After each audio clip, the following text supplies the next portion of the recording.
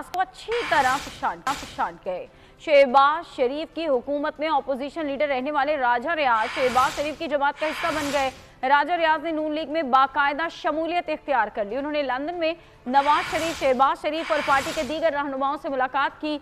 Meeting से पहले सहाफ़ियों से बातचीत करते हुए कहा कि उन्होंने इंतखाबात के लिए 15 फरवरी की तारीख दी थी। इससे हफ्ता पहले या बाद में इंतखाबात होंगे। नवाज शरीफ का दिफा भी किया, बोले कि नून लीग ने इलेक्शन से भागना होता तो नवाज शरीफ वापसी की तैयारी ना कर रहे होते। मियां शहबाज शरीफ साहब का शुक्रिया अदा करता हूं कि उन्होंने मेरे पे एतमाद किया है। इंशाअल्लाह ताला पाकिस्तान मुस्लिम लीग नून की बेहतरी, मजबूती और मियां नवाज शरीफ साहब के इस्तकबाल के लिए जिस तरह पूरा पाकिस्तान इस वक्त मुतरक है, मैं भी अपना इसमें आज के बाद मैं इसका हिस्सा हूं और अपना भरपूर रोल अदा करूं। मैंने तो 15 फरवरी की डेट दी हुई है ऑलरेडी।